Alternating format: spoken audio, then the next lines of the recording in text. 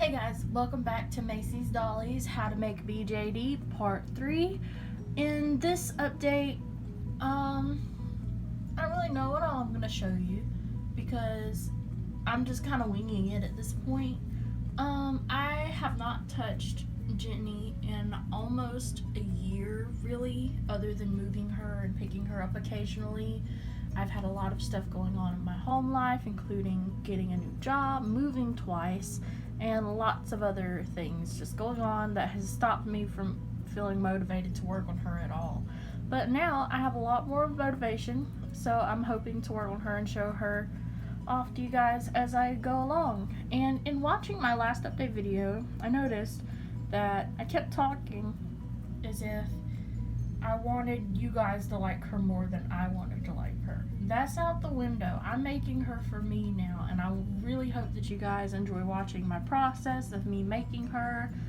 This is her as she was last time I showed her, except she's unstrung. Because I haven't touched her in so long, the clay has turned fragile and has cracked in several places and chipped off. So I'm going to be repairing those places and then smoothing her out. Also, I've decided that I don't like these arms or legs, so they're gonna be thrown away and I'm gonna start over. But the head, the torso is alright. I like those pieces. The head and the torso is my favorite pieces, though I do have to fix the head because I did break it. And also, I think I'm going to attempt to sculpt these lips that I've drawn on her because I quite like those, but I think I want them to be 3D, so that way she'll have a cute little profile, because she's already got cute little chubby cheeks and a cute little button nose. I think she would look adorable with some lips. So yeah, I hope you guys like the process of me making her, and here we go. Here's the torso piece now, the top and bottom. I have filled in cracks, smoothed it out slightly, and I've added hearts because why not? I absolutely adore them and I think that they are very cute. Okay, so I've started work on the new arms and legs. Right now they're just rough shapes. The legs I pressed into the body. That way they could fit perfectly and have her sit just like that. That looks a lot better than what she had before, and it's a lot closer to scale to what I wanted. So these are not hollow like the method that I showed you before. I'm trying a new method where I make them fully and then I drill holes through them once I have them fully sculpted.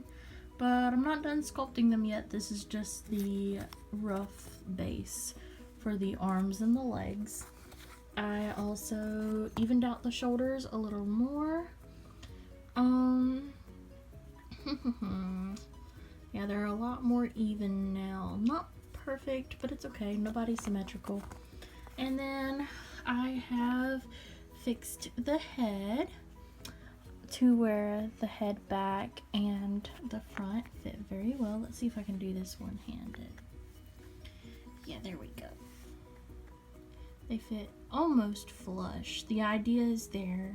They just need sanding smooth and magnets added somehow. And I know it looks like a pretty wide head, but when I sand it down, it should take a little bit of that away. And if it doesn't, she'll just have a big old head, and that'll be okay. But she's looking good. I'm loving her so far. I'll come back when I have more. So for the arm joints, I wanted to show you how I went about those, specifically the elbow joints, because I don't know, I'll show you. So I'm going to show you. Okay, so I took a little ball and I took the chest piece and, excuse my leg, but I measured just like that. Would it fit? Would it move around? And it does. So now what I'm going to do is I'm going to pop this on the inner part of the arm, and I'm gonna smooth it together and make it kind of like a hinge. Not a hinge, a ball end. I'll show you, hold on.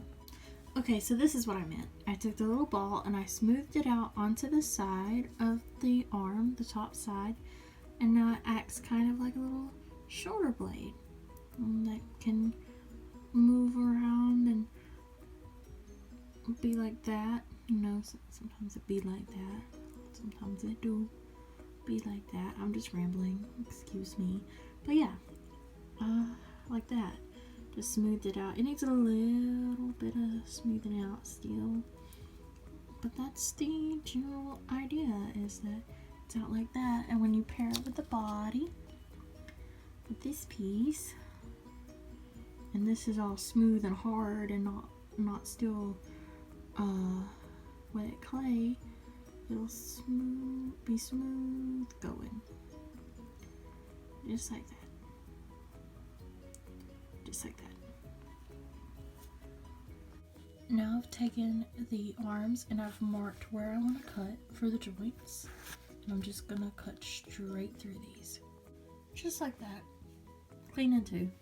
Now that my limbs are cut in half, I'm now going to drill a hole through the center of each one and make them hollow that way. Wish me luck. Just a side note, I'm using my Dremel to do this. Please be careful with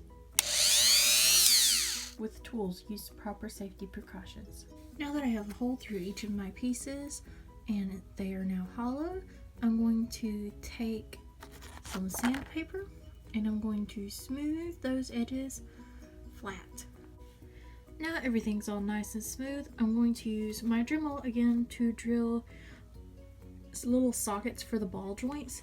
And to measure, I'm going to be using these beads. Each bead is a color based on what joints it's going to be. The small greens are for the ankles, the pink are for the wrist, the bluish gray dark ones are for the legs, and the orange ones are for the elbows. Let's see how this goes, because this is a method I've never tried before, so hopefully it works out. Essentially what I'll do once I get the holes in the joints to fit these is I will build these into the ball joints, and I will build the feet and hands onto their respective beads as well. And you'll see what I mean as I go along further. Already laying them out next to where their respective joints is going to be, I can see while the pink is the perfect size for the wrist, the green ones are too small, so I'm going to replace them with the same size as the knees, but they're going to be yellow, so that way I know the yellow are for the feet. And there we go. Okay, here's a test string of the first arm.